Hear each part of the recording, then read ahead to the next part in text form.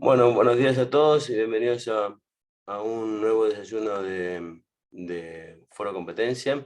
Hoy tenemos, como bien indica la presentación que está puesta de TIL, un panel sobre las acciones de daño por temas antitrust. Y decidimos esta vez hacerlo distinto a lo que venimos haciendo hasta ahora, que era tener un solo panelista, porque eh, consideramos que en este tema particular es bueno tener las dos campanas, digamos, el tema de la parte del demandante y del demandado, porque son dos perspectivas distintas. Y nos pareció interesante ver también la experiencia europea y española, digamos, en España ha sido digamos, primero por motivos obvios, digamos, tiene una situación, digamos, cultura jurídica similar a la nuestra, digamos, de mera casualidad. Y, y en segundo lugar, porque digamos, se puede decir que es un caso de éxito por cómo ha crecido sustancialmente estas acciones de daño en, en España en los últimos tiempos. La idea es que hablen 15-20 minutos cada uno y después abrirlo a debate. Así que sin más, Tim, la palabra es tuya. Muy bien, y muchas gracias Julián y todos para haberme invitado. Bueno, esta vez por la vía de un ordenador. Yo me acuerdo todavía de un desayuno, uno de los primeros que había organizado Julián en un café enfrente de la CNMC en Buenos Aires, que tenía la ventaja, bueno, que había un café y también algunos dulces para comer y charlar, y es realmente un placer de estar con vosotros otra vez, aunque sea por Zoom. Bueno, yo voy a hablar un poquito del derecho privado, de la aplicación privada o el private enforcement en la Unión Europea, y yo voy a tomar no solamente la perspectiva, digamos, de un demandante, pero también voy a centrarme sobre el nivel de la Unión Europea, mientras que Patricia, que va a tomar más el foco sobre el derecho o los desarrollos que se pasan en España. A nivel europeo hay dos vías que realmente son relevantes para la evolución del private enforcement, y es la vía de la jurisprudencia del Tribunal Europeo en Luxemburgo, que empezó en el año 1974 con el famoso caso BRT-Sabam, reconocer que las reglas antitrust son de una aplicación individual y que son directamente aplicables delante de cortes nacionales y que crean, digamos, derechos individuales. Y eso fue en relación a las reglas antitrust en general, pero son realmente los casos Carriage Green y Manfredi que reconocen que hay un derecho a compensación individual por infracción de las reglas antitrust a nivel europeo. Y es ahí que realmente empieza la historia del private enforcement en Europa. Y fue en reacción a estos, bueno, a esta jurisprudencia del Tribunal Europeo, que fue la comisión a nivel institucional que empezó con los primeros borradores para tener un reglamento a nivel europeo para crear el ámbito jurídico para la aplicación privada del derecho de la competencia. Y en este sentido, el primer gran trabajo fue realmente el libro blanco de 2008, que, bueno, propuso reglas a nivel europeo para el private enforcement, pero que también tenía un análisis jurídica y económica al tiempo en 2008, y es el famoso report de Ashurst en relación a las reglas aplicables a nivel nacional en esta época, y en relación a las reglas económicas fue un estudio de Oxera que investigó de manera económica lo que tenía que hacer para tener un sistema que funcione a nivel europeo para implementar realmente reglas jurídicas y económicas eficientes para establecer un sistema a nivel europeo. Y fue en 2014 que se adoptó la famosa directiva 2014 de 104 de 2014 con el objetivo de crear de una manera codificar el acervo comunitario, y eso es en primer momento la jurisprudencia del Tribunal de la Justicia Europea, pero también tomando en cuenta principios fundamentales como el principio de eficiencia y de equivalencia. Y la idea era de armonizar a nivel europeo y establecer unas normas mínimas comunes para crear un level playing field en toda Europa. La implementación de la directiva y también la aplicación de la directiva se hace a nivel nacional, y eso es importante porque los pleitos se hacen a nivel nacional y no delante del Tribunal Europeo. Entonces, lo que también es importante que en la implementación de la directiva, que establece unas reglas mínimas, hay que constatar que hay diferencias en los diferentes Estados miembros, y nosotros vamos a hablar de estas diferencias que también resultan en una aplicación diferente en muchos Estados miembros. Los elementos principales de la directiva son los siguientes. En primer momento es importante tener en cuenta que se aplican a infracciones del artículo 101, que son cárteles y acuerdos anticompetitivos, pero también en relación al artículo 102, que son abusos de posición dominante.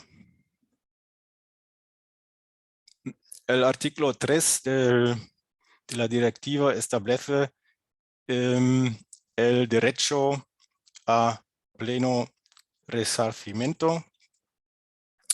Eso es un derecho que fue reconocido ya en la jurisprudencia del Tribunal de Luxemburgo, en Manfredi, por ejemplo, y incluye el daño emergente, que típicamente es el sobreprecio causado por una infracción, pero también el lucro cesante o el loss of profit, y lo que es muy importante, sobre todo en casos que pueden durar bastante tiempo, intereses a partir del momento de la infracción.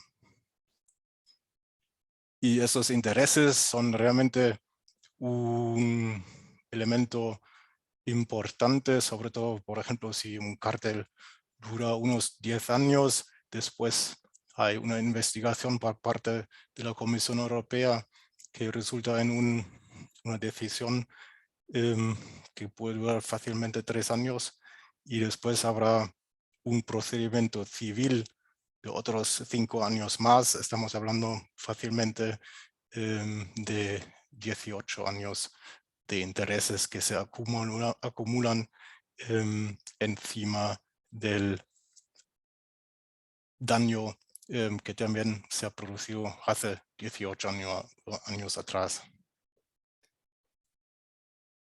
Un elemento nuevo que, sobre todo para jurisdicciones que no tenían este elemento, como son muchas de las jurisdicciones continental europeas, es el acceso a pruebas o la exhibición de pruebas.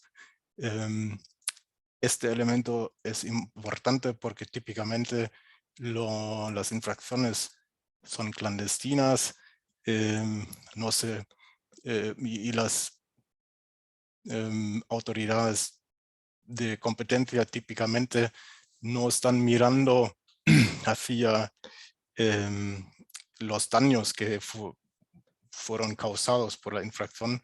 Las autoridades, como sabéis, son más que nada interesados a establecer que hay una infracción, no miran tanto a los resultados de esta infracción. Lo que es importante en la directiva y el foco de las reglas es más que nada también en límites en relación a este acceso a pruebas, y el fin es de proteger los programas de la clemencia que existen a nivel europeo, pero a nivel nacional en la Unión Europea en casi todos los Estados miembros. Otro reglamento importante son plazos de prescripción. Ahí la directiva implementa que no sean menos que 5 años, que es un tiempo bastante largo. Típicamente empieza a partir de una decisión final, y es un elemento general en la Unión Europea. Casi todas las acciones que tenemos de momento son acciones de tipo follow-on que siguen una decisión por parte de una administración pública, por parte de una autoridad de competencia. El artículo 11 establece la responsabilidad conjunta y solidaria, que es típicamente importante en cárteles donde hay más que un infractor. Es menos importante en casos de abuso de posición dominante, donde típicamente hay solamente una empresa que ha practicado el abuso. El artículo 12 y siguiente regla la repercusión de sobrecostes. Es un concepto que está reconocido en el derecho comunitario, y también regula acciones paralelas que pueden, bueno, que puede pasar que hay acciones paralelas por demandantes situados en distintos niveles de la cadena de suministro. Y es un elemento importante porque hay este potencial conflicto entre consumidores finales, pero también consumidores directos o indirectos de un producto cartelizado, por ejemplo. El artículo 17 y siguiente regula la cuantificación del perjuicio y también prevé una presunción de daños en caso de cárteles, no en caso de abusos de posición dominante, pero en cárteles. Los artículos 18 y siguiente contienen reglas en relación a soluciones extrajudiciales y la idea de estas reglas es de hacer settlements o acuerdos extrajudiciales más interesantes porque el legislador europeo sabía que para muchos jueces, sobre todo estos conceptos económicos de daños, etcétera, son difíciles a digerir y entonces también quería dar una posibilidad de crear incentivos para encontrar reglamentos amistosos. Una parte que no es parte de un elemento importante que no es parte de la directiva son acciones colectivas. Antes en el proyecto, en el libro blanco, todavía había una parte importante en relación a estas acciones colectivas, pero no se introducían porque había bastante controversia y también resistencia por parte de algunos países miembros como Alemania, por ejemplo, que no querían que se empieza con tipos de acciones de daños como en Estados Unidos. Entonces el compromiso era que se hace la directiva, pero sin la parte en relación a acciones colectivas.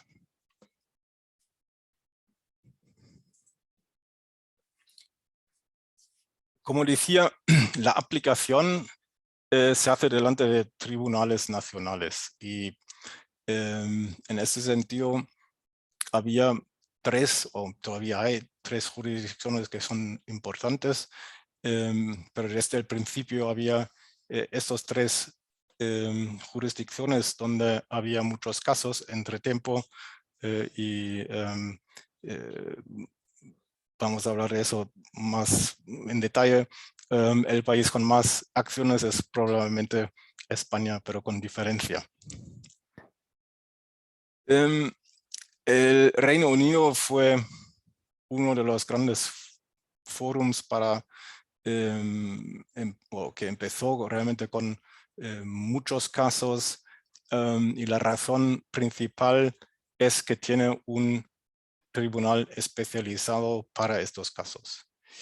Y son jueces de alta calidad con una especialización en derecho a la competencia, pero también hay economistas y esto es una parte que ayuda mucho a encontrar soluciones sofisticadas en relación a estos temas que son complejas y difíciles.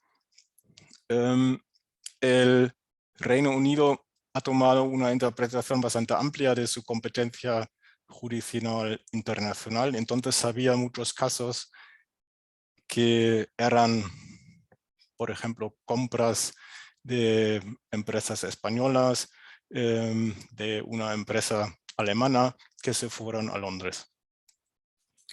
Y lo que también es interesante es que hace poco se estableció un reglamento por acciones colectivas bastante comparable con el sistema americano. Entonces estamos hablando aquí realmente de opciones, de acciones de daños opt-out, entonces realmente class actions que se ha establecido en el Reino Unido solamente en relación a infracciones de derecho a la competencia. y también se hacen delante del Competition Appeal Tribunal. Uno de los casos más importantes ahí de momento es el caso contra Mastercard, que fue en representación de más que 40 millones de consumidores ingleses. Un hecho que también es importante es que los costes en Reino Unido son muy elevados. Eso resulta en una situación donde muchos de los casos están financiados por fondos de litigación. Y es también un desarrollo relevante en el ámbito de la aplicación privada en derecho a la competencia, que estos casos, bueno, eso depende un poco de la jurisdicción, pero en general sí que son complejos, difíciles, hay que involucrar abogados especializados, pero también economistas, etcétera, y son casos complejos que cuestan dinero, y en el Reino Unido también hay que ver que los riesgos de los costes en caso de perder son muy altos, y el corte por eso exige que haya una financiación segura de estos casos. Lo que pasó, como a lo mejor sabéis, el Reino Unido ya no es miembro de la Unión Europea, había el Brexit, y se ve que entre tanto hay menos casos nuevos que se hacen en el Reino Unido. Ahí de momento las acciones se concentran más en estos class actions para consumidores finales. Otra jurisdicción que ha tomado una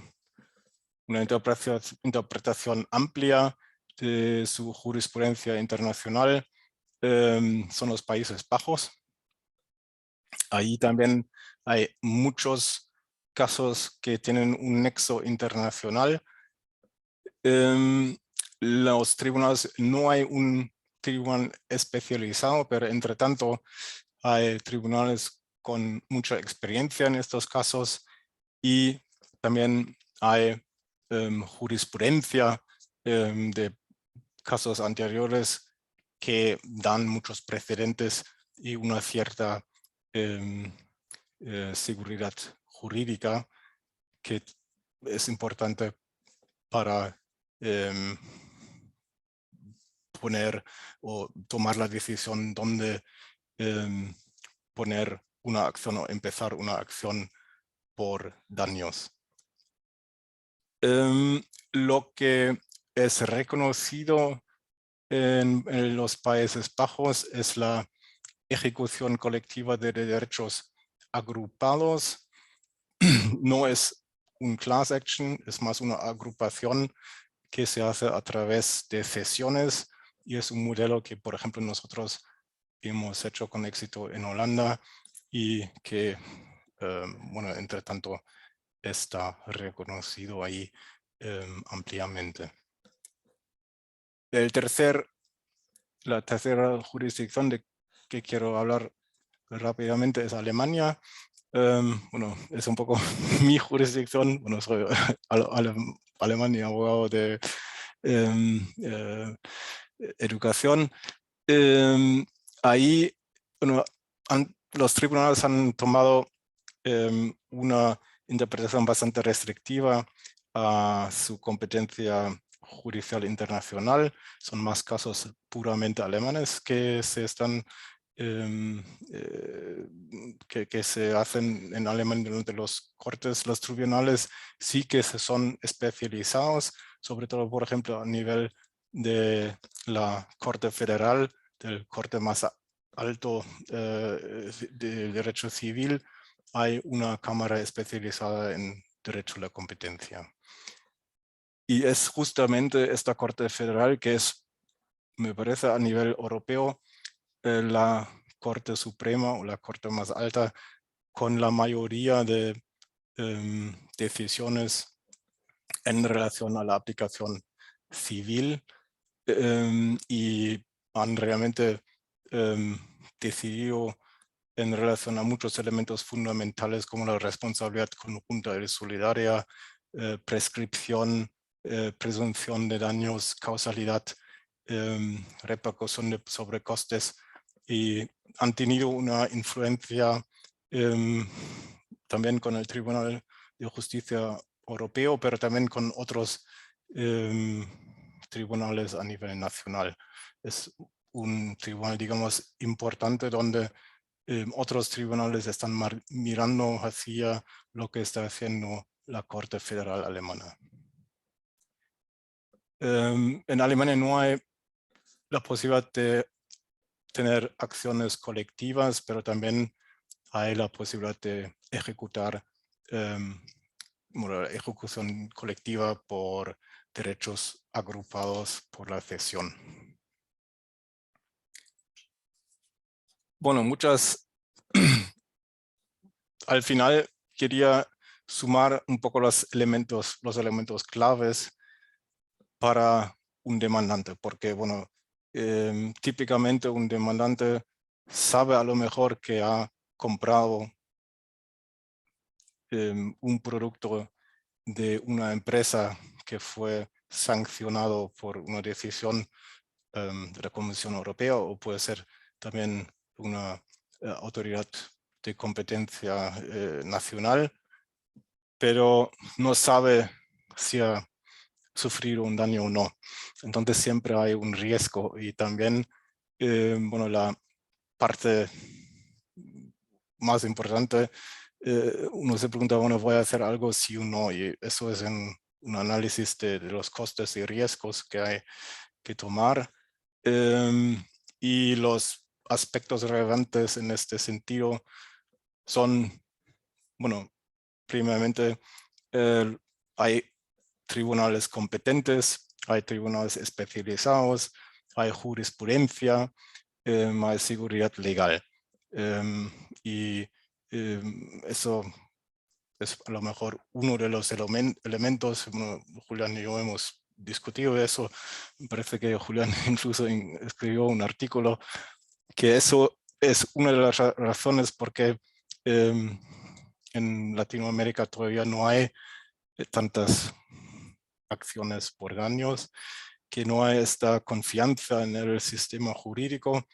Y lo que a lo mejor es interesante, que vemos en Europa casos que se hacen, bueno, casos con un nexo a Latinoamérica, que se hacen en arbitraje, o incluso pleitos, acciones que se empiezan, por ejemplo, en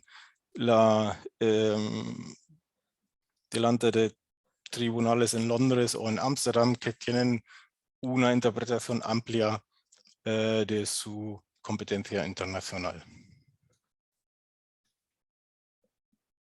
Lo que también es importante es, hay a lo mejor la posibilidad de recibir información, datos o pruebas para comprobar el daño.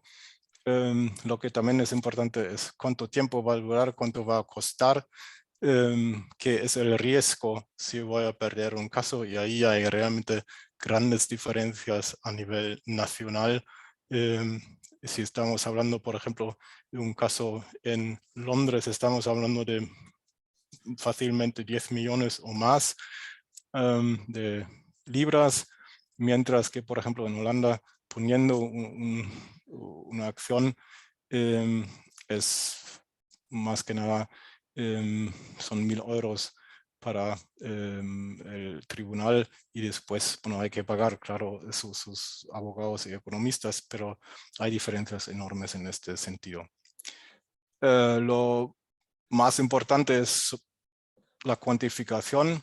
Hay que tener, en mi opinión, una idea bastante clara de cuánto es el daño, y esto se hace solamente con expertos económicos, con acceso a datos típicamente de forma electrónica, y un elemento que puede facilitar un resultado es la estimación de daños por parte de los tribunales, que es algo que se ha facilitado con la directiva.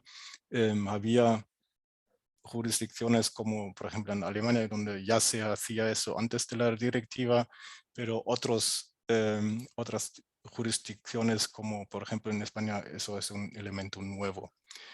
Como decía, acciones colectivas es ahí hay muchas diferencias a nivel nacional, y también la financiación, si es necesaria o no, eso depende mucho de los costes y de los riesgos de costas, si en caso de perder, si es necesario cubrirlo, y ahí también hay diferencias a nivel nacional, pero lo importante es que existen estas posibilidades en el ámbito europeo hoy en día. Y con eso voy a dejar mi intervención y paso la palabra a Patricia. Muchísimas gracias, Til. Gracias, Julián, por la invitación. Es un honor estar, aunque sea virtualmente, con todos los asistentes, a los cuales les agradezco encarecidamente que se han levantado para desayunarse las reclamaciones de daños en España. Dada mi ineptitud técnica, que confieso que eso es de nacimiento, pues he pedido prestados los servicios técnicos de Julián, que va a ser quien pasará mi presentación. Bueno, quizás como elemento inicial que tengo que pues poner en común un caveat, creo que Julián con buen acierto decía que quería que en esta ponencia participásemos abogados en ejercicio desde el lado del demandante y del demandado. Bueno, yo habitualmente soy abogado especializado en competencia y en litigación, y normalmente represento a demandados, pero también actúo como demandante en casos de litigación de daños, con lo cual, bueno, pues creo que eso también me da una cierta perspectiva, porque he estado también en el otro lado de la mesa, ¿no? Algo que me parece especialmente interesante y llamativo, como ponía de manifiesto Julián, es el crecimiento exponencial que han tenido las reclamaciones de daños en España. Mencionaba Til, y a mí me encantó cuando lo dijo, mencionaba de todas las jurisdicciones europeas, siempre pensábamos que Inglaterra, Holanda, Alemania eran los países quizás con mayor experiencia y donde más auge habían tenido estas acciones, este tipo de reclamaciones. Pero vemos que a día de hoy España está a la vanguardia. ¿Qué ha cambiado en España? ¿Qué ha pasado en España para que se haya producido semejante cambio, ¿no? Y yo creo que precisamente por eso, hablándolo con Julián y viendo la poca o limitada actividad que hay en este ámbito en Latinoamérica, la pregunta que nos hacíamos es ¿y qué ha pasado en España? Si hace 10 años esto no existía y ahora está por delante de jurisdicciones tradicionalmente conocidas por las reclamaciones de daños como el Reino Unido, ¿no? ¿Dónde está el secreto, ¿no? ¿Dónde está el secreto y la receta? Bueno, pues la idea de esta presentación es un poco pues, poner en común, y muchas de estas cuestiones son debatibles, cuáles son los ingredientes que han hecho que precisamente España a día de hoy se haya convertido quizás en un exponente internacional, o al menos en Europa. Por supuesto, partiendo de todo lo que ha dicho Til sobre la directiva, que ha sido realmente el detonante de que en España se hayan empezado a activar las reclamaciones de daños. ¿Existían con anterioridad a la directiva? Sí, claro que existían, y normalmente las reclamaciones y la aplicación privada del derecho a la competencia se hacía en dos ámbitos. Por un lado, como una vía de defensa, como una excepción para no cumplir obligaciones contractuales, cuando el demandado por ejemplo, en la ejecución de un contrato de exclusiva, decía no voy a cumplir la exclusiva porque es ilegal, porque es contraria al derecho de la competencia. Esta parte de la aplicación privada la hemos tenido siempre y nos la hemos encontrado en multitud de ocasiones. Sin embargo, lo que ya es la parte de resarcimiento de daños, hasta la directiva y la adopción de la directiva y su transposición, teníamos ejemplos, pero muy, muy esporádicos. Los teníamos, por ejemplo, en acciones standalone en el caso de las gasolineras, sobre todo por la duración de los contratos de exclusiva de suministro. Lo teníamos en algún caso de cárteles en el ámbito del azúcar y acuerdos entre fabricantes para incrementar los precios a los clientes industriales, que además es uno de los pocos casos que han llegado al Tribunal Supremo, y que a día de hoy quizás es la base jurisprudencial con la que nos movemos, porque no hay otras sentencias que han llegado al Tribunal Supremo claras en materia de daños.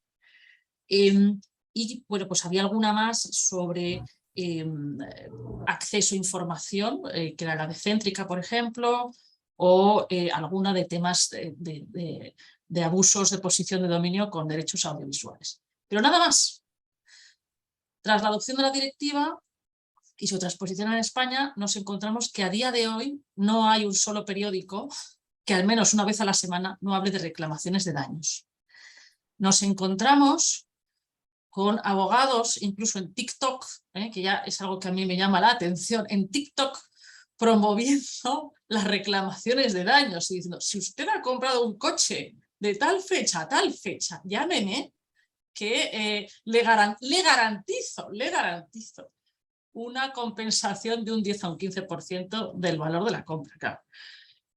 Hemos pasado al extremo opuesto, en el cual estamos viendo a nuevos despachos, a nuevos operadores que realmente han encontrado un nicho de mercado en las reclamaciones de daños. ¿Y cuál ha sido quizás el caso más llamativo en este ámbito? El caso del cártel de los camiones, que es un caso muy conocido en Europa, de una decisión adoptada por la Comisión Europea en el año 2016, que impuso una sanción de casi 2.700 millones a fabricantes de camiones por intercambios de información sobre precios y en algunos puntos sobre costes de implementación de nuevas tecnologías de emisiones. Bueno, pues esta decisión de la Comisión Europea ha dado lugar a reclamaciones de daños en toda Europa, y en España nos encontramos a día de hoy con ya más de 2.800 sentencias, según las estadísticas del profesor Paco Marcos de enero de este año. Aproximadamente 2.200 en primera instancia y 500 y pico en segunda instancia. No han llegado todavía los casos al Tribunal Supremo, con lo cual todo lo que pueda decir en esta presentación está sometida a ese caveat. Habrá que ver qué dice el Tribunal Supremo. Pero lo que quiero poner de manifiesto es que en 2 años tenemos en 4 años tenemos 2.800 sentencias en un ámbito en el que no había nada de nada hace 5 años.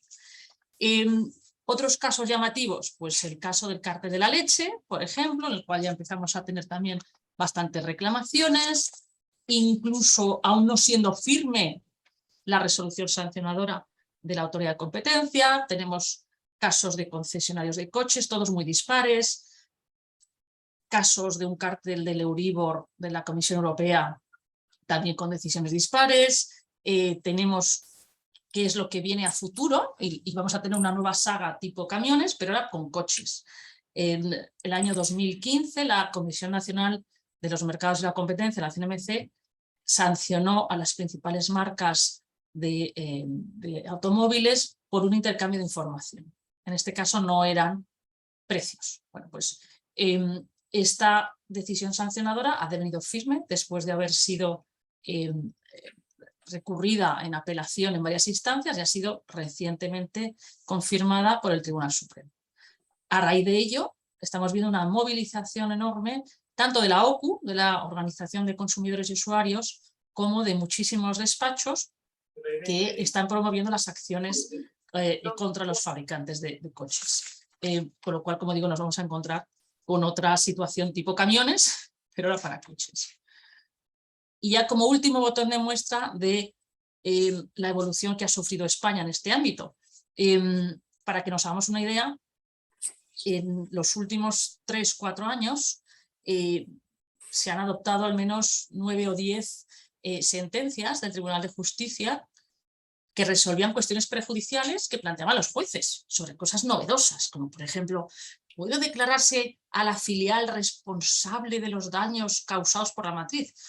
No que la matriz se le haga responsable de los daños de la filial, que eso a día de hoy yo creo que es algo que asumíamos todos que se podía hacer. No, sino si la filial que no ha participado en la infracción está obligada a pagar los daños de la infracción cometida por su matriz. Bueno, pues este tipo de cuestiones que se han planteado ante los tribunales, de 10 casos, 3, no de 10, no de 9, 3 han sido españoles, es decir, estamos hablando de un 33% de los casos vienen de España. Y de las cuestiones que quedan pendientes por resolver, pues aproximadamente un 50% de los casos vienen de España. Bueno, si alguien está interesado, y aquí ya me ofrezco, Julián, en conocer el listado de las cuestiones prejudiciales de estos últimos 3 o 4 años, encantada de facilitarlo y también de los vínculos a las resoluciones judiciales porque son muy interesantes. Entonces, pasamos ahora, si quieres, de transparencia, Julián, para ver cuáles han sido los factores que hacían que antes no hubiera reclamaciones de daños y que ahora sí las haya. Bueno, los principales motivos de por qué no había hasta la adopción de la directiva reclamaciones de daños, pues son por un lado la propia ley, nuestra propia ley de defensa de la competencia, la antigua, la que estaba en vigor hasta el año 2007, solo permitía el ejercicio de acciones follow-on. Era preciso que primero, que existiera una resolución sancionadora previa, no podías ir a un juez directamente a reclamar daños. Y segundo, tenía que ser además esa resolución sancionadora firme. ¿Ello qué suponía? Bueno, pues que evidentemente había un retraso exorbitante entre la adopción de la decisión sancionadora que deveniera firme y después la interposición de las reclamaciones de daños. Estamos hablando de 10-12 años. Eso lógicamente desincentivaba el ejercicio de las acciones. Es verdad que esto se modificó en el año 2007, pero nunca en el fondo hubo, digamos, una tendencia a la reclamación de los daños. Ha habido gente que ha comentado que uno de los grandes desincentivos también en España era el limitado o corto plazo de prescripción de la acción para reclamar daños, porque son reclamaciones por un daño extracontractual y en este caso la acción prescribe al año desde que se comete la infracción y la víctima pues está en posición de poder reclamar los daños. Bueno, es verdad que este plazo de un año parece corto, no lo pongo en duda. Ahora bien, en España la particularidad es que el dies a quo, es decir, la fecha a partir de la cual se computa ese año, nuestros jueces lo han interpretado de forma muy, muy flexible. Por ejemplo, en casos de infracciones declaradas por las autoridades de competencia, ese plazo no ha empezado a computarse hasta que se ha adoptado una decisión sancionadora y se ha publicado y la conocían los terceros posibles afectados. Es decir, no es desde la fecha de comisión de la infracción. Y luego quizás otra segunda característica es que se puede interrumpir la prescripción de forma muy sencilla, con una simple carta de reclamación extrajudicial. Entonces, no lo he incluido en esta transparencia como una de las causas de que hubiera pocas reclamaciones, porque a día de hoy seguimos con el plazo de un año de prescripción para muchas acciones que se están ejercitando, como la de los camiones, y era un año, y tenemos 2.800 sentencias. Entonces no creo que ese sea el factor clave. ¿Que ha podido influir? Sin duda, pero no me parece que sea un factor clave. ¿Qué otras cuestiones también afectaban negativamente? Bueno, pues desde luego la dificultad para obtener pruebas. No existía un sistema de acceso a fuentes previo a la interposición de una demanda y si el demandante quería valorar si tenía un caso o no, o cuál podría ser el importe de la posible indemnización comparado con los costes de la reclamación, pues era casi imposible de obtener. La novedad que introduce la directiva en este punto, que ya ha mencionado Till, y no voy a insistir, con el sistema de acceso a fuentes de prueba, pues lo ha facilitado bastante. Y luego quizás yo creo que una cuestión importante es que bueno, pues no había tribunales especializados, estábamos hablando de tribunales de lo civil, a día de hoy tenemos tribunales de lo mercantil, y desde luego no existían ni despachos ni tampoco economistas especializados en esta materia.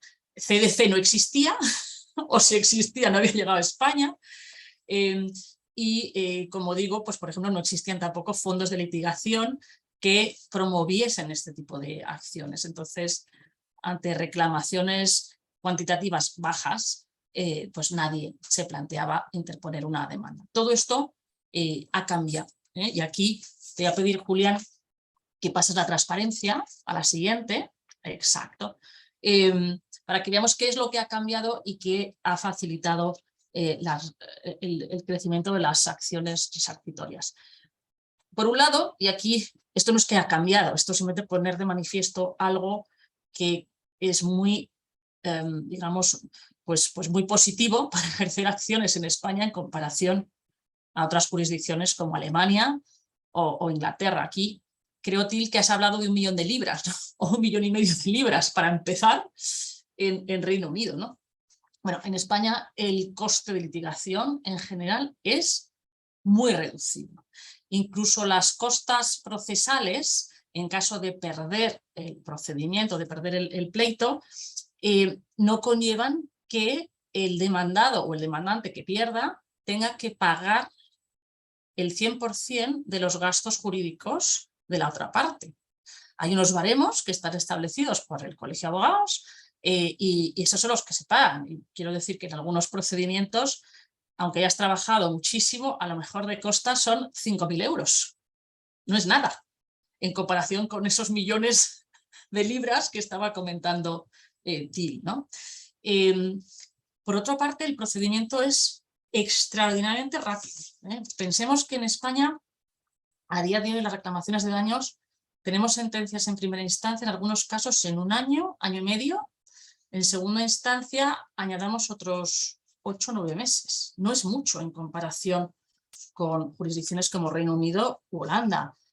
De hecho, a mi modo de ver, y aquí sí que me pongo el gorro de demandado, yo preferiría ser demandada en Reino Unido, en Holanda o en Alemania, porque sé que el juez que vaya a conocer del caso va a dedicarle 3 semanas a la pericial económica, por ejemplo. Mientras que en España, con esta celeridad del procedimiento, nos estamos encontrando casos en los que los jueces le dedican 3 o 4 horas a cada pleito en el juicio y para entender un informe econométrico extraordinariamente complejo y un cross-examination de los peritos. Claro, es imposible realmente que puedan conocer en toda su extensión la complejidad de estas materias con tan poco tiempo, ¿no? Entonces, creo que esa es una de las cuestiones que tendremos que ver cómo evolucionan.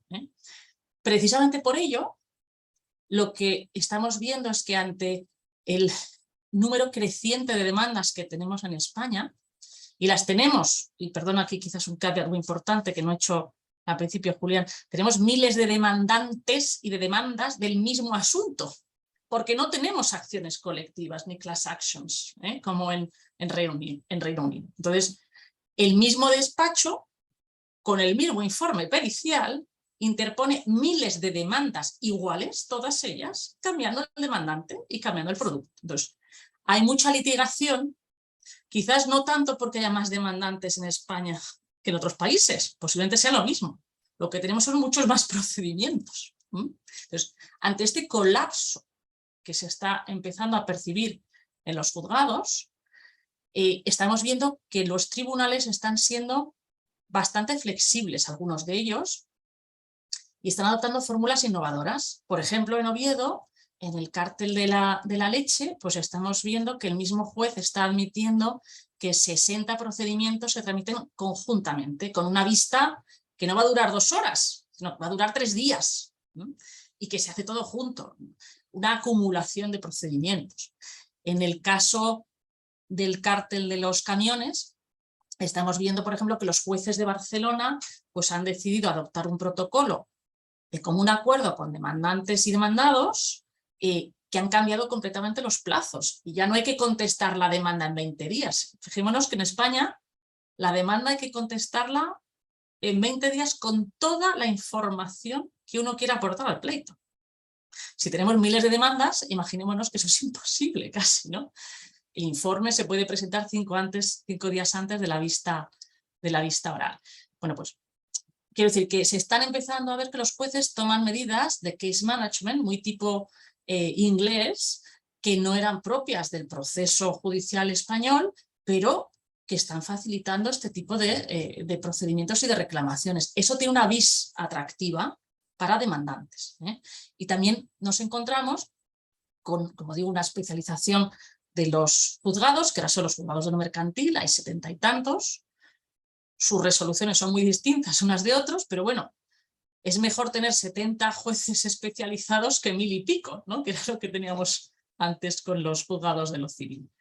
Y estamos viendo también, por un lado, que entran los fondos de litigación, por otro, que muchos despachos que se dedicaban a litigación en masa, por ejemplo, de productos financieros, han decidido reconvertirse porque la litigación en el sector financiero se está agotando y han decidido, como digo, pues cambiar de ámbito y dedicarse a las reclamaciones de daños. Y estos son los que aparecen en los TikToks.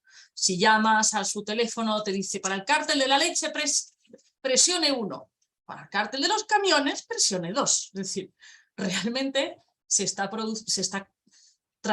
trasladando quizás un poco al caso español el sistema de litigación americano, en el que son los propios despachos, desafortunadamente, los que están promoviendo la litigación. Por su parte, eso facilita que muchos demandantes que no se hubieran planteado jamás demandar, como están representados por el mismo despacho, están acumulando datos, esos despachos, que les permite hacer unas demandas muchísimo mejor fundadas y contratar a buenos especialistas económicos. Por lo cual, es una forma de suplir quizás esa falta de acciones colectivas que está facilitando que pues interpongan muchas más demandas de menor cuantía en España. Pasamos, Julián, de transparencia. Vale. Y después, otras claves del éxito ya más jurídicas. Y yo creo que con esta ya acabaría para dejar plazo y tiempo a las preguntas. Por un lado, el plazo de prescripción. Antes hemos mencionado que era de 1 año, con la directiva ahora van a ser 5, pero nos encontramos que la duda estaba en 1 año, ¿desde cuándo? ¿No? El dies acu. Y he mencionado antes que nuestros jueces tradicionalmente habían hecho una interpretación bastante flexible, ¿no? Desde el momento en que se adoptaba la resolución sancionadora. Bueno, pues yo creo que a día de hoy lo que vamos a verificar es un revival de acciones que considerábamos que estaban prescritas. ¿Por qué? Porque tenemos una sentencia del Tribunal de Justicia muy reciente en una de estas cuestiones prejudiciales, que es la de Manuel Lluch, en la cual viene a decir, esto es muy complicado y podemos ya tener una presentación específica sobre esta cuestión prejudicial, pero básicamente lo que viene a decir es que en casos de derecho transitorio, aunque el plazo de prescripción fuera de 1 año, si no ha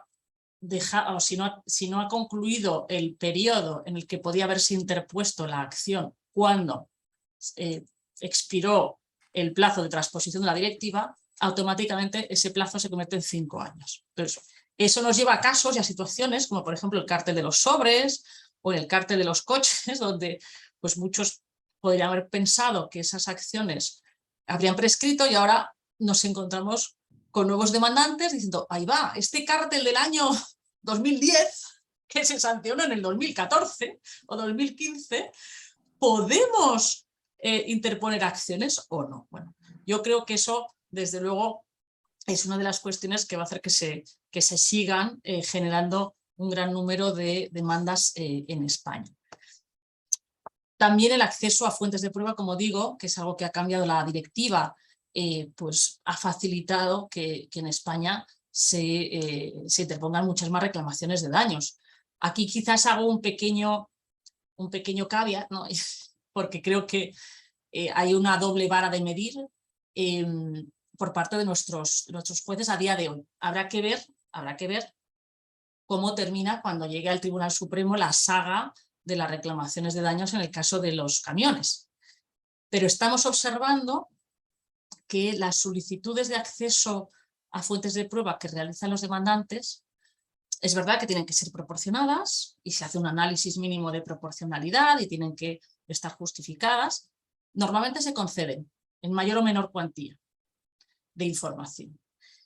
Sin embargo, las solicitudes de acceso a fuentes que realizan los demandados para poder invocar como defensa el passing on o la repercusión aguas abajo de los daños, por ejemplo, quiero ver la contabilidad analítica del demandante para ver si este supuesto incremento en sus costes de lo que sea, de los camiones, si eso se ha trasladado a sus clientes directos vía incrementos de los fees de transporte, por ejemplo. Porque si se hubiera trasladado, entonces por lo menos el importe de la indemnización tendría que ser menor, si no se produciría un enriquecimiento injusto, ¿no? Bueno, pues en este tipo de solicitudes de acceso a fuentes de prueba, en las que el demandado es el que reclama el acceso a información en poder del demandante, es donde en muchas ocasiones nos encontramos con limitaciones por parte de los jueces, porque no entienden por qué se pide esa información, porque no se creen a priori que puede haber una repercusión aguas abajo. Entonces, como no se lo creen, dicen, usted está argumentando que no hay daños, entonces no puede argumentar que de haberlo sabido se ha repercutido. Me parece que es una cuestión que habrá que ver dónde acaba, ¿no? Pero es un argumento subsidiario y habría que dar acceso a esas fuentes de prueba. Entonces, bueno, es un punto a día de hoy a favor de los demandantes y menos a favor de los demandados, ¿no? Y por último, y con esto ya termino, y por supuesto con muchísimos matices, y habrá que ver, como digo, qué es lo que dice el Tribunal Supremo. Yo creo que la clave del éxito de las reclamaciones de daños en España es lo que Till decía de forma muy educada y fina, precedentes y tendencias judiciales, ¿no? ¿Cuáles son los precedentes? Bueno, en España hace 4 años no había precedentes, ahora tenemos muchos y en su inmensa mayoría son claramente proclaimant. Yo en noviembre, fue a principios de este año, creo, fui a una conferencia internacional y la verdad es que me quedé muy sorprendida cuando escuchaba a un juez holandés que estaba departiendo con otro juez francés y otro alemán y abiertamente dijeron, bueno, si usted quiere demandar, go to Spain, ¿no? Claro, eso pues realmente yo creo que pone de manifiesto que si nuestros jueces no son excesivamente, no digo ya excesivamente estrictos, ¿no? Sino simplemente son rigurosos a la hora de analizar la prueba y de conceder daños, eso tiene una visa atractiva enorme. No digo que sea bueno ni malo, simplemente digo que el efecto llamada que está teniendo nuestros precedentes, para mí me parece que es quizás la clave del éxito de las reclamaciones masivas. ¿Cómo vemos, por ejemplo, esta tendencia proclaimant en España? Pues la vemos en la aplicación que están haciendo algunos jueces de instituciones y figuras jurídicas que han existido siempre en España, pero las interpretan de una forma muy novedosa, inspirándose en la directiva, aunque admiten que la directiva no se puede aplicar, ni que tampoco debe inspirar la directiva, porque no puede tener efecto retroactivo. Entonces, por ejemplo, en el caso de los camiones, que no se puede aplicar la directiva ni la presunción de daños de que un cártel ha causado pues un daño cuantificable e individualizado, esa presunción no existe. Nuestros jueces están aplicando una presunción que nunca jamás se había aplicado en el ámbito antitrust. Aplican una doctrina que se llama la doctrina ex re ipsa, que es las cosas hablan por sí mismas, y vienen a decir que de las decisiones de cárteles, en este caso la de los camiones, no hay ninguna otra posible efecto que no sea la causación de daños.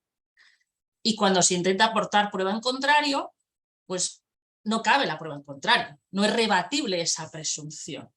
Aunque el informe del demandante no convenza, y hay veces que incluso el demandante va sin informe y va solo con metaestudios, y el demandado aporte un informe mucho más convincente, el juez estima daños porque cree que hay daños, porque la decisión habla por sí misma. Y no cabe, en este caso, aunque se aporte prueba en contrario, no cabe apoyarse en la prueba pericial aportada por el demandado, aunque se desestime la del demandante. Es decir, poniéndolo de forma muy sencilla, el demandante aporta una prueba pericial que se descarta al 100%, el demandado aporta otra prueba pericial que muchas veces no se critica, simplemente se dice no me convence, y el juez estima los daños motu propio, sin ampararse en la documentación y la información que obra en el expediente. Se inventa lo que llamo, y me van a perdonar algunos de los que estén asistiendo, yo le llamo el guesstimate. Es una estimación que no sabemos de dónde sale. Simplemente porque creen que tiene que haber daños. Esa presunción del daño existe en la directiva, pero es rebatible. Y los jueces tendrán que estimar los daños conforme a la información que obra en autos. Sin embargo, en España se está aplicando una doctrina distinta, previa a la de la directiva, que no se aplicaba nunca al ámbito antitrust, y que permite al juez pues, resolver en atención a criterios que están fuera del expediente. Ni es la prueba del demandante ni del demandado, es un guesstimate, como digo yo. Habrá que ver dónde nos lleva. Creo quizás de todos los puntos y las claves jurídicas que he mencionado que esta es la que realmente está teniendo más impacto, porque es la que está haciendo que se promuevan las acciones de daños en España.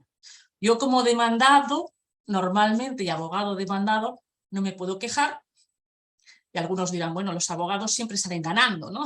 Porque o demandan o son demandados, sin duda alguna, pero creo que como demandado, probablemente, y yo se lo digo muchas veces a TIL en otros foros, yo prefiero enfrentarme a un TIL con un buen informe económico y un buen análisis jurídico y económico que dure 3 semanas, que enfrentarme a un procedimiento que dura 3 horas y que no sé si alguien ha entendido mi informe pericial o no. Entonces, yo creo que es un poco la situación en la que nos encontramos en España y habrá que ver dónde nos lleva, porque es o nuestros jueces van a morir de éxito porque se van a colapsar los juzgados, o empezaremos a ver pues, probablemente la creación de recursos pues, imaginativos de acumulación de acciones para evitar que se colapsen nuestros juzgados. Porque a día de hoy es tal el crecimiento de las demandas que, como digo, podemos incurrir en un riesgo de baja calidad de nuestras sentencias. Para el demandante y el demandado, digo para ambos dos. Y con esto, Julián, ya lo dejo. He intentado dar una visión un poquito más, quizás, menos técnica, pero más realista, de los motivos, a mi juicio, de por qué en España han crecido tanto las reclamaciones de daños. Muchas gracias. Buenísimo, muchísimas gracias a ambos. Realmente nos han dado un panorama más que completo, digamos, de la situación. Me pareció interesante, digamos, tanto en la presentación de TIC como en la de Patricia, digamos, cómo la faceta, de cierta manera, de la cultura jurídica de cada país, digamos, se ve reflejada, digamos, en distintos lugares, y los cambios culturales, digamos, claramente se pueden hacer como mostrado España, pero son procesos, no se hace, con una directiva no es suficiente como para cambiarlo, digamos, y a veces va a requerir algunos ajustes, como tú dices, si no va a colapsar el sistema pronto. Ahí ya tenemos una mano levantada, don Felipe. Muchas gracias, muy interesante, muchas gracias por la presentación. Me gustaría preguntarle a Patricia sobre los efectos de este crecimiento exponencial de la indemnización en el enforcement, en relación con la autoridad y específicamente el impacto en las delaciones compensadas. También me gustaría preguntarle el impacto en los consumidores de estas indemnizaciones, porque, claro, yo imagino que esto algo le tiene que quedar a los abogados, ¿no? Que ha hecho muy rentable ser demandante, pero me gustaría saber si los consumidores se han visto satisfechos, digamos, en relación con las indemnizaciones que se han otorgado. Y el último punto es si ha habido algún rol de asociaciones de consumidores y si ese rol ha sido relevante y de alguna forma una suerte de pivote en estos procesos. Pues muchísimas gracias por tus preguntas, Felipe, muy interesantes todas. Y desde luego en alguna, la primera, mi respuesta, si hubiera algún representante de la Autoridad de Competencia Española al menos, diría que todo lo que digo no es correcto, pero es mi análisis particular. Y además he escrito al respecto y si te interesa, Felipe, ya sea directamente o si no a través de Julián, se va a publicar, yo creo que el mes que viene. Me acaban de mandar las pruebas de edición. Y vamos, tengo aquí el artículo. No sabía la pregunta, pero lo leo. Interacción entre reclamaciones de daños por ilícitos de competencia y las políticas de clemencia de transacciones. ¿Cómo está impactando este crecimiento espectacular, ¿no? Tanto en España como en la Unión Europea?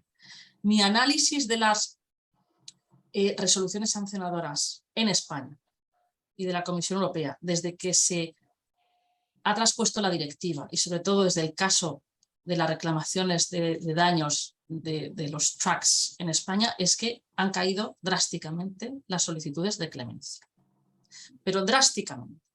¿Por qué? Pues entre otros motivos porque aquel que está admitiendo la infracción y el ilícito, al menos en España, ve que tiene las manos atadas a la hora de defenderse de las reclamaciones de daños.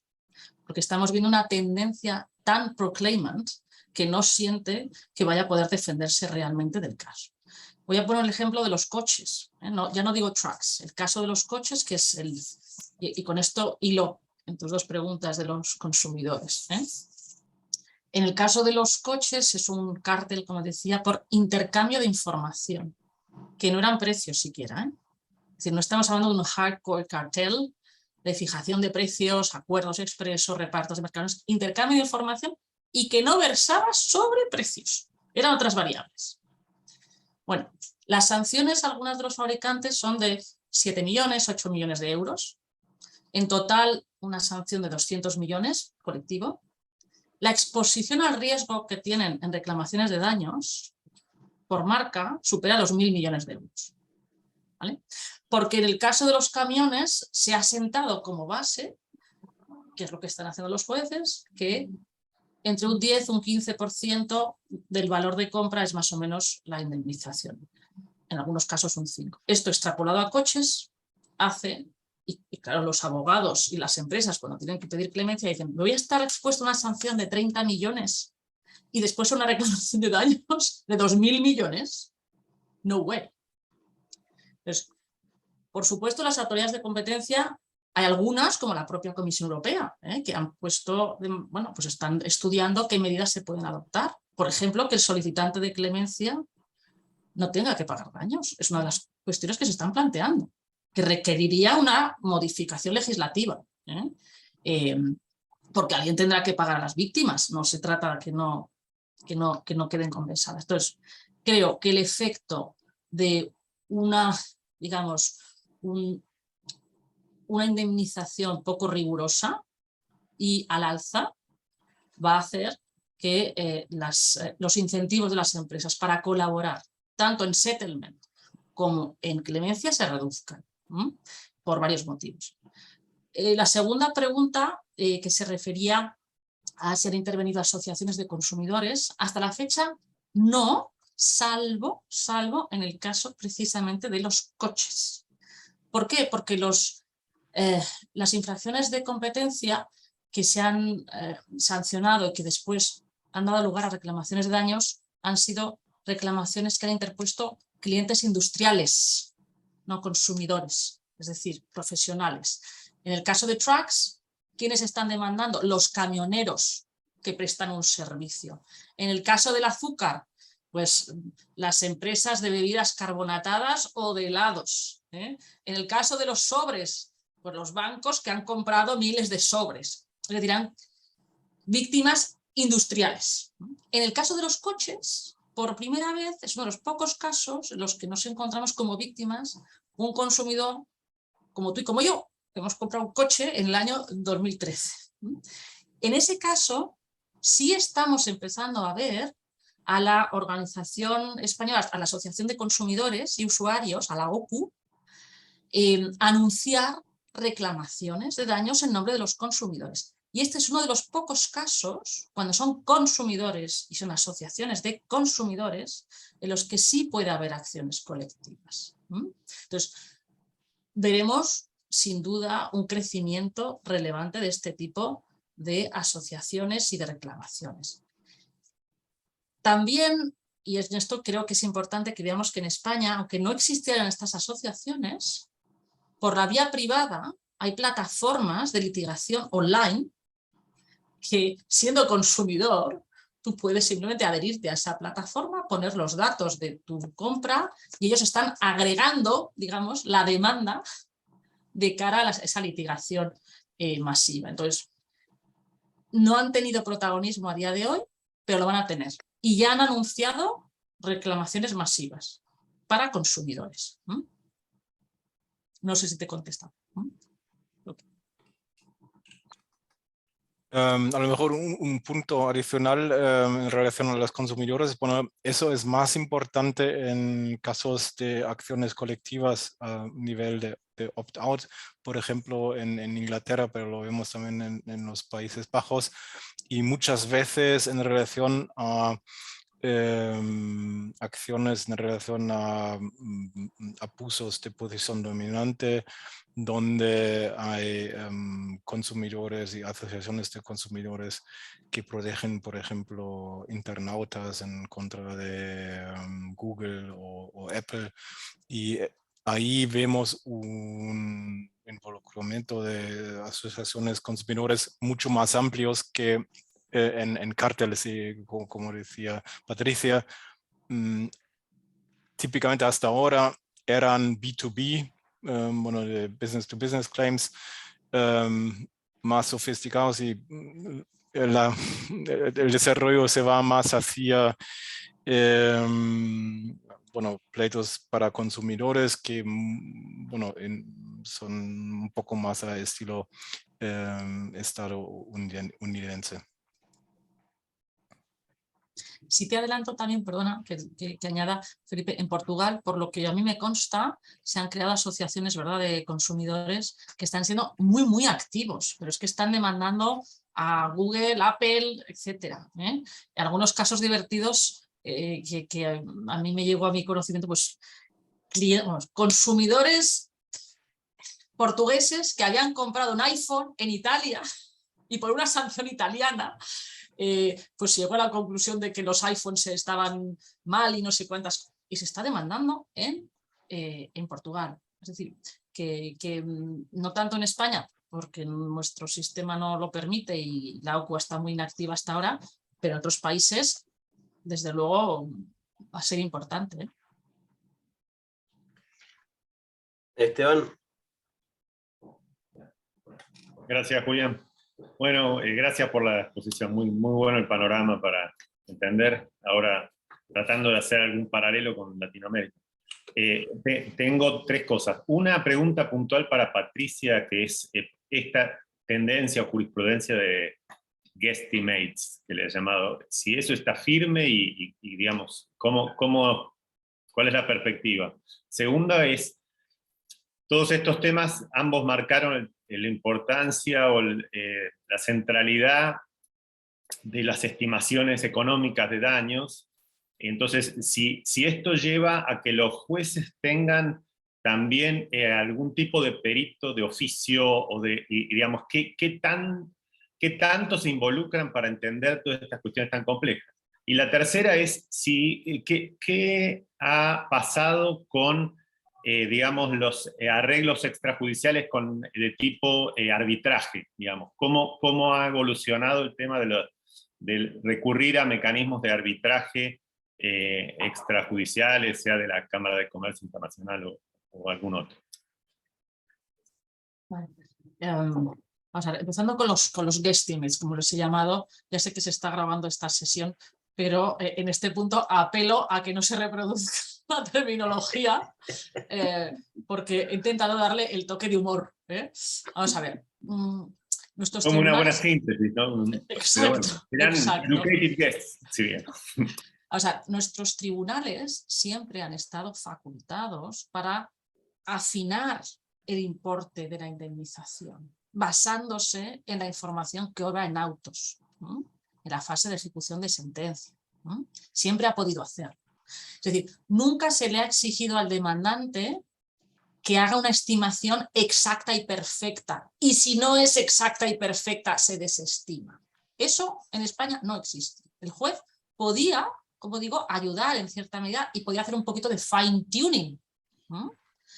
De hecho, ahora tenemos una sentencia del Tribunal de Justicia en el caso de Manuel Lluch, una cuestión prejudicial, en la cual confirma que los jueces, antes de la directiva, podían hacer una estimación judicial del daño cuando era imposible, ojo, imposible, o excesivamente difícil que el demandante diera una estimación, y vuelvo a resaltar, exacta.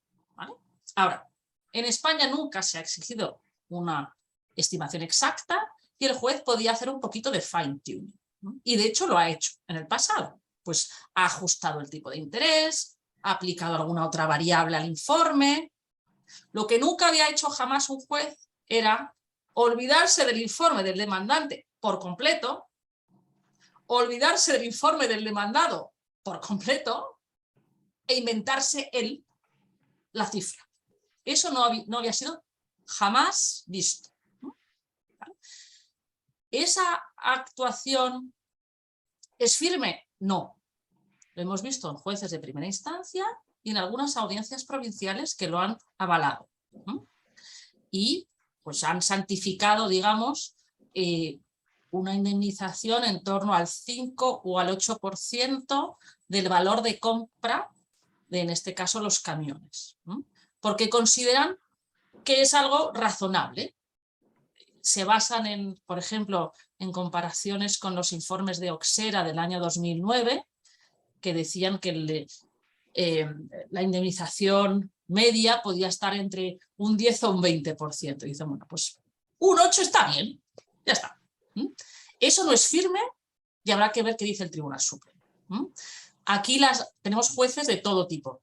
Jueces que han dicho que si el informe del demandante no es válido, hay que acudir al del demandado y coger la estimación alternativa que da el demandado, porque el demandado en sus informes está dando estimaciones alternativas de un 3%, de un 4%, de un 2%, pero no puedes irte a un 8%, out of the blue, sin criticarlo. Entonces, no sé dónde irá.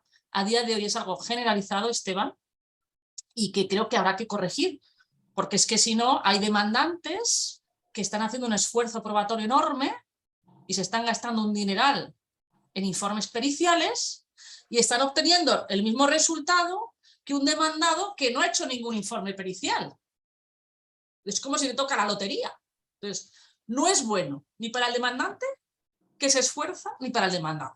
¿Vale? Entonces, espero que sea algo que se corrija en el Supremo. Y después, jueces. Vamos a ver, hay algunos jueces, por ejemplo, el de Oviedo, Oviedo 1, que ha puesto muy de manifiesto que, bueno, estudiar econometría no es algo fácil, pero tampoco es ciencia ficción. Un juez está plenamente capacitado para entender un informe econométrico, igual que lo está para entender un tema de reclamación de daños médicos. Es que pensamos que no, es incomprensible, o sea, hay que estudiarlo, pero tampoco es imposible. Entonces, ¿les faltan conocimientos? Sí. ¿Están recibiendo formación? También. ¿Pueden tener, digamos, peritos judiciales designados de oficio. En España no. En España no hay. En otras jurisdicciones ahí te podrá dar más información. Yo creo que en Alemania sí puede haberlos y en otros países también. En España a día de hoy no. Pregunta del millón. ¿Pueden pedirle a la autoridad de competencia que les ayude como perito? Bueno, la autoridad de competencia a día de hoy, conforme a la ley y a sus facultades, no puede actuar como perito.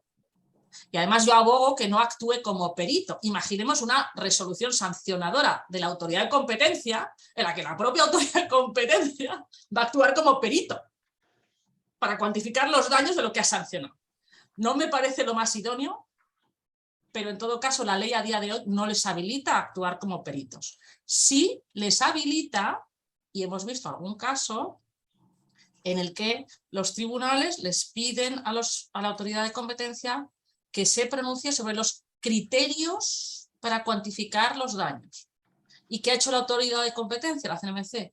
Pues se ha ido a la guía de la Comisión Europea y ha resumido los métodos.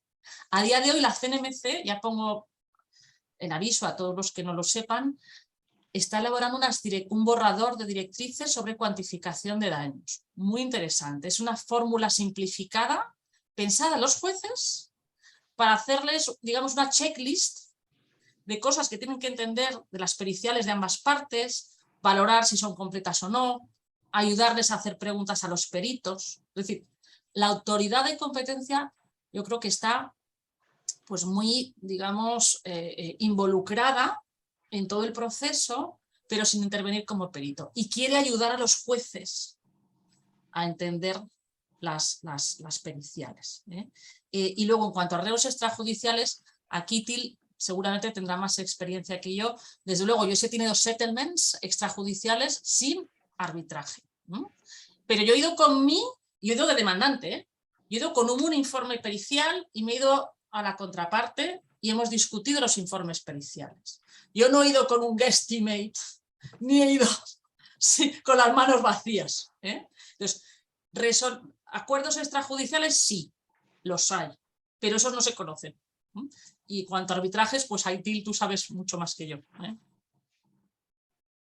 Gracias, me voy a concentrar en relación a expertos económicos. Bueno, en general, como decía Patricia, bueno, hay a lo mejor un perito de la parte demandante y de la parte demandado, pero siempre es un experto del partido, es como un abogado, pero economista, no va a decir algo que no es en el interés de la parte.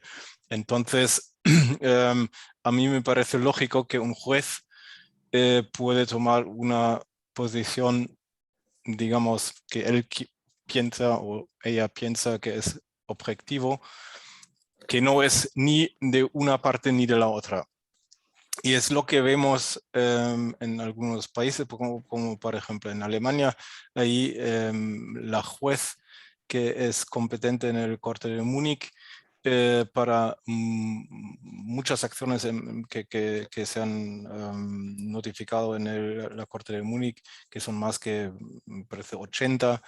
Ella ha dicho desde el principio, no quiero ver peritos, no quiero ver un análisis, yo voy a apuntar mi propio economista y es él que va a preguntar por la información que necesito de la una parte o de la otra parte para tener una vista objetiva y concretizar una opinión para la juez. Y eso me parece interesante y es algo que a lo mejor vamos a ver más a menudo en el futuro. En Holanda es parecido, ahí también hay la posibilidad de apuntar economistas como expertos de los tribunales y en Inglaterra incluso hay economistas dentro del panel de jueces, que también podría ser algo interesante, sobre todo para tribunales que son especializados en este tema. En relación a arbitraje, bueno, ahí la cuestión es, hay una cláusula de arbitraje que es aplicable típicamente tiene que referir precisamente a infracciones por infracciones de derecho a la competencia, que muchas veces no es el caso. Entonces muchas veces los tribunales de arbitraje no son competentes. Yo sé que hay casos que típicamente entonces son entre grandes empresas que a lo mejor también prefieren ir al arbitraje y no delante de tribunales públicos, pero la gran mayoría de los casos se llevan en tribunales públicos también, porque hay, por ejemplo, la posibilidad para preguntar al Tribunal Europeo la interpretación de la directiva, que no es posible para tribunales de arbitraje. Entonces, muchas veces es una ventaja de ir a tribunales públicos. Gracias, gracias, Sam. Barro, ¿hay tiempo para una pregunta más?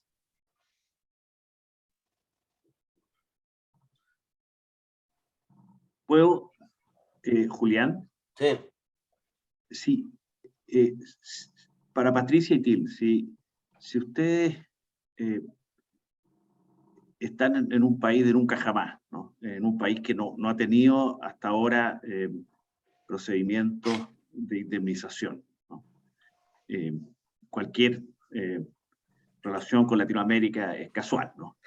Pero imagínense un país que no ha tenido este inicio de procesos de indemnización. Y ustedes son los legisladores y tienen que crear las reglas de esos países.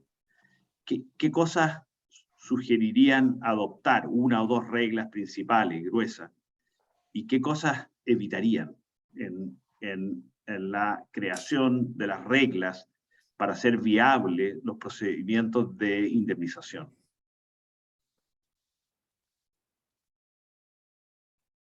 ¿Qué pregunta? Buena pregunta. La pregunta del millón, Felipe. Bueno, un horario por empiezas tú, cumplir. te lo cedo a ti, tú que tienes más. Yo voy a empezar. Bueno, para mí lo más importante es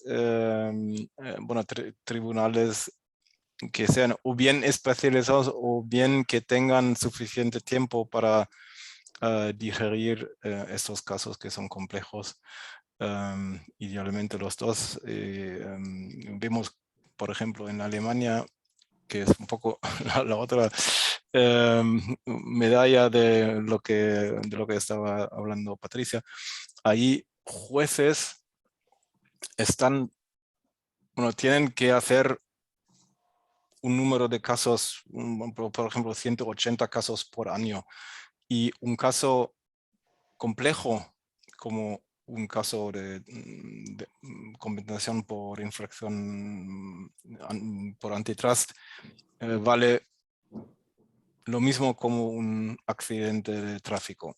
Entonces, ahí vemos que los jueces tienen una tendencia de buscar un argumento para quitarse por encima estos casos, que también es un factor humano que hay que tener en cuenta, y por eso me parece que dar el suficientemente tiempo a los jueces y darles acceso a conocimientos especiales como, por ejemplo, economistas, me parece muy importante.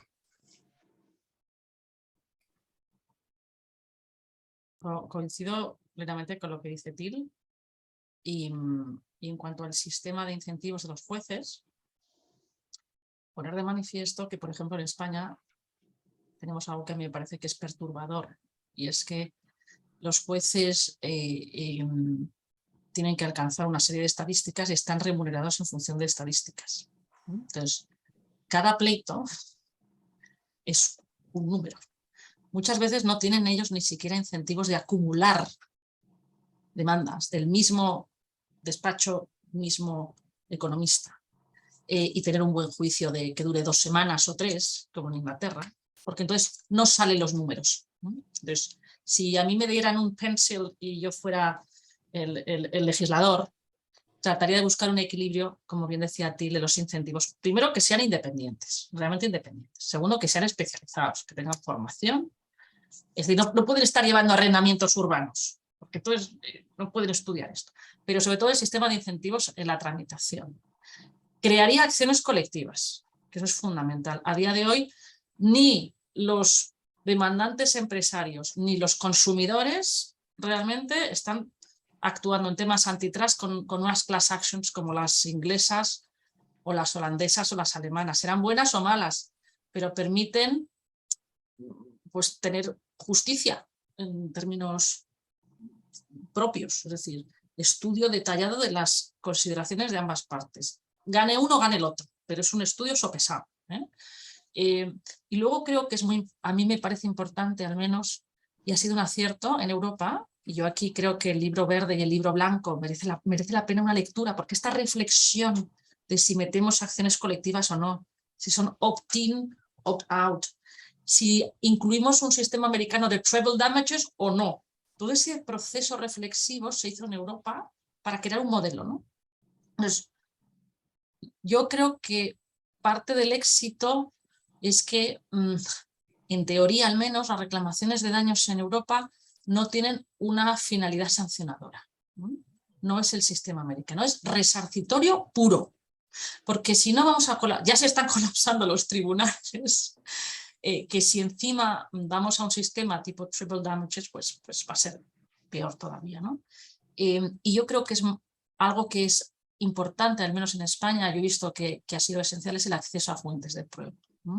Es muy importante facilitar ambas partes, al demandante y al demandado, que puedan pedir un disclosure a la otra parte, por supuesto proporcionado, no como el sistema inglés o el sistema, incluso pienso a veces holandés, que pueden estar años discutiendo sobre el acceso a la prueba, ¿no? Algo razonable y rápido, pero que permita a un demandante que está planteándose realmente demandar, pues valorar si le compensa o no la reclamación o si tiene derecho a reclamar, ¿no? Y eso antes no existía. Yo creo que es muy importante facilitar procesalmente el acceso a las fuentes de prueba. O sea, yo creo que eso es clave, ¿no? Porque si no, ni se incentiva la reclamación, ni el demandado piensa que se va a poder defender. Entonces creo que eso es importante. A lo mejor se puede combinar las dos cosas, bueno, como se hace, por ejemplo, ahora en el caso de Múnich, donde es el experto económico que pregunta a las partes exactamente los datos que requiere, y eso puede ser más efectivo que las partes demandando a las otras, a la otra parte, muchísimos datos que al final no van a ser relevantes para el peritaje. Eduardo.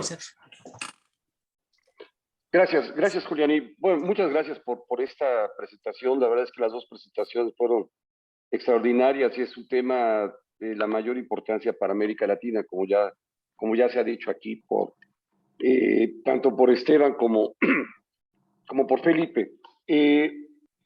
Yo quisiera hacer un comentario y una pregunta. Digamos, un comentario es, yo creo que, como tú bien dices, Till, un tema de los tribunales especializados es una condición necesaria, probablemente no suficiente. O sea, por ejemplo, en México, a partir de 2013, tenemos tribunales especializados en competencia. Creo que han hecho una diferencia significativa, que está contaminada digamos, por el problema del COVID. La pandemia ha atrasado muchísimo las cosas en los tribunales, ha complicado, ha alargado demasiado los procesos. Y entonces es difícil poder tener una evaluación precisa de la rapidez de las decisiones y la mejora de la calidad. Pero sin embargo yo creo que es un tema, una condición necesaria, quizás no suficiente. A mí me da la impresión de que es como un rompecabezas, donde tienes que tener un sistema de acciones colectivas que sea eficiente, que sea creíble, que sea relativamente barato. Por ejemplo, nosotros hacemos acciones colectivas con un esquema de opt-in. Eso hace prácticamente imposible la utilización de las acciones colectivas. O sea, el costo es enorme y prácticamente imposibilita la utilización del mecanismo. Entonces digamos, aquí nada más hay una pregunta, Patricia. Tú mencionaste en algún momento que algo había pasado, y quizás no entendí esa parte, en la tardanza, en lo que llevaba de tiempo el que una decisión de la autoridad de competencia, de la autoridad de antitrust, quedara firme. Y me da la impresión de que algo ha cambiado en España en ese sentido, y creo que eso puede hacer una diferencia importante. El caso de México y de muchos de nuestros países son años, muchísimos años. Entonces, a la gente que tiene un problema de daños como consumidor, dice, es que si esto lo voy a poder litigar dentro de 15 años, dentro de 10 años, pues probablemente ya voy a estar, digo, ya es un tema que ya ni siquiera va a figurar, ¿no? Entonces, digamos, esa parte me interesaría conocer. Y un segundo tema, muy rápido. Estas cantidades digamos, tan grandes de casos que tienen en España, ¿tú no crees que en parte lo explica el hecho de que no tengan acciones colectivas? Y entonces lo que tú tienes es una acumulación bárbara de asuntos que se ven abultadísimos, pero cuando los tomas por tema, probablemente sean, digo, no con esto quiero decir que no sea relevante, obviamente lo es, pero no estás hablando a lo mejor de 2000 y tantos casos, sino a lo mejor de 30 vis a vis 5 de otros países, ¿no? Por año, no sé. Gracias. Y gracias de nuevo por la presentación. Bueno, yo creo, Eduardo, que has dado la clave. Lo intenté explicar al final, un poco a trompicones, pero es exactamente lo que has dicho. No tenemos acciones colectivas para empresas, sí para consumidores, y aún así pocas hay. Entonces, ¿qué es lo que nos encontramos? Despachos que están acumulando subjetivamente las demandas. Y hay veces que acumulan 30 demandantes o 20. Pero tienen el track record a 1.200 demandantes. Y mi pregunta es, ¿por qué no hacer una demanda de 1.200 con un único informe? Aquí hay motivos muy distintos, muy dispares. Yo tengo mi propia tesis, y es que las costas judiciales, las costas, van por procedimiento, no por demandante.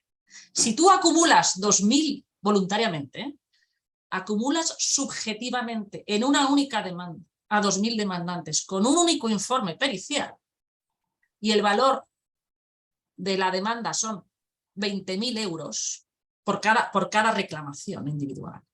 Las costas que va a recibir ese abogado y su perito es por 20.000 euros, es decir, 3.000 euros de costas. Si en vez de hacer eso tienes 20.000 demandas, cada una por 20.000 euros, y ganas, vas a tener 3.000 euros por demanda, para el abogado y para el perito. Pues creo, esto suena fatal, pero está en ese diseño que decíamos, Felipe. Igual que hay que configurar los incentivos de los jueces, también en las acciones colectivas creo que es esencial que se promuevan las acciones colectivas, o si no, que se permita la acumulación subjetiva con una, digamos, flexibilización de las costas. Porque en España tenemos, como bien dices, 30 asuntos, 35. Miles de demandas, miles de sentencias, pero muchas de ellas son del mismo asunto. Y son del mismo abogado demandante, del mismo perito demandante y del mismo demandado. Y el origen es la misma decisión sancionadora. Eso en Inglaterra está acumulado en 20 demandas. O en Holanda, ¿no? Que tenéis como tienen como 3 grandes bloques de demandas. Es decir, no es que haya mucho más en España que en otros países, es que los procedimientos se multiplican porque es individual mass litigation, no es class litigation, ¿no? Ese es el motivo. Sí. Entonces, has dado la clave. No, y luego, no estoy... Bueno, perdón, no, estoy también totalmente de acuerdo, y es realmente para tener un sistema que funcione hay que no solamente ver las incentivas para jueces, pero también para abogados, porque bueno, lo que dice Patricia es así, que muchos de los casos están generados por abogados que, bueno, tanto en Estados Unidos es la misma cosa, que están buscando casos, y sí, me parece muy, muy importante tener estas incentivas económicas en mente si uno está dibujando un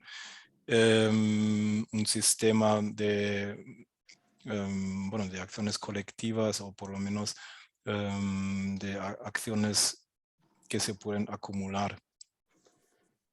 En Holanda una cosa que está pasando es, por ejemplo, los jueces que están tratando el caso de camiones están haciendo decisiones en relación a tópicos que son relevantes para todas las acciones. Por ejemplo, están diciendo, bueno, es un caso de, bueno, aunque es un intercambio de información, sí que hay la posibilidad de un daño. O se aplica el derecho holandés a todos los casos. Y eso también es bastante eficiente porque así se hacen a través de decisiones que son aplicables a todos los casos que están en el mismo juzgado. Se crea también una manera eficiente para tratar de muchos casos en paralelo. Totalmente de acuerdo. El caso testigo se estaba planteando en España también, no se ha hecho todavía. Y luego tu primera pregunta, Eduardo, solo por aclarar. Antes en España era necesario que hubiera una decisión sancionadora de competencia firme. Desde el año 2007 no hace falta. No hace falta ni que haya decisión sancionadora ni que sea firme. Quizás aquí hemos sido un very fast, hemos dado por hecho que conocían los sistemas en Europa y en España. Tienes realmente tres tipos de acciones. La follow-on pura, que es cuando tienes una decisión sancionadora de competencia que es firme. El question mark es, ¿tiene que ser firme en vía judicial o basta que sea administrativa, que nadie la haya recurrido, por ejemplo, ¿vale? Pero decisión sancionadora, y esa decisión sancionadora vincula en cuanto a la existencia de la infracción. Cuando vas después a la vía civil, la infracción está acreditada, solo hay que estudiar los efectos. Luego tienes el contrario, que es el standalone, o la acción individual, ¿no? de reclamación de daños sin declaración previa de una autoridad de competencia de que hay una infracción. Tienes casos pues, de gasolineras, por ejemplo. Nadie, ninguna autoridad ha dicho que sea ilegal tener un contrato de exclusiva de 15 años, pero el demandante considera que es ilegal, se va a un juez civil, el juez civil declara que es contrario a la norma de competencia, porque los jueces civiles pueden aplicar la norma de competencia y tiene una sentencia declaratoria de la infracción y a la vez indemnizatoria. No te hace falta tener una infracción declarada por una autoridad de competencia. Luego tienes en el in-between, que es la follow-on o la standalone mixta. Caso de la leche en España. Tienes una resolución sancionadora de la autoridad de competencia que no es firme todavía. Se ha recurrido en apelación. A pesar de eso, las víctimas han reclamado ya daños y perjuicios en paralelo al juez civil. Y dirás, puedes tener casos contradictorios, ¿no? El juez civil o mercantil tiene que esperarse a que resuelva el recurso de apelación el juez de lo contencioso administrativo. No está obligado. Puede hacerlo. Hay casos en los que lo han hecho, pero no está obligado. ¿Vale? Entonces, tienes esas tres vías. ¿Qué pasa? Pues que ahora estamos viendo muchas más acciones standalone. Te voy a poner un ejemplo, me parece muy interesante. Con esto termino, Julián, es que me parece... Salimos del mundo de cárteles. Abuso de posición de dominio. En tema de de derechos de emisión de películas, etcétera, en hoteles, bares y restaurantes. ¿Vale? Hay una entidad que es EGEDA que tiene el monopolio, digamos, de la gestión de los derechos. Resolución sancionadora que declara un abuso de las tarifas durante 10 años. Y es una acción follow-on, porque esa resolución era firme.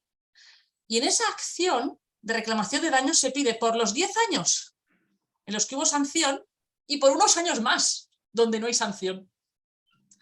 Y en la tienes una sentencia en la que la mitad de la sentencia es pura follow-on, concede daños porque hay una resolución sancionadora firme, y la otra mitad el juez declara que hay infracción y declara que hay daños. Entonces, la misma sentencia tienes un mixture, ¿no? Me parece muy interesante, solo lo he visto una vez en mi vida, pero esto abre la puerta a que bueno, puede haber reclamaciones de daños de cuestiones que no han quedado acreditadas en el procedimiento sancionador, porque no han surgido, pueden haber surgido después, o no se han considerado suficientemente acreditadas.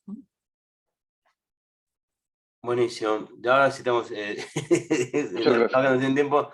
Le damos la palabra a ambos para que digan sus palabras finales.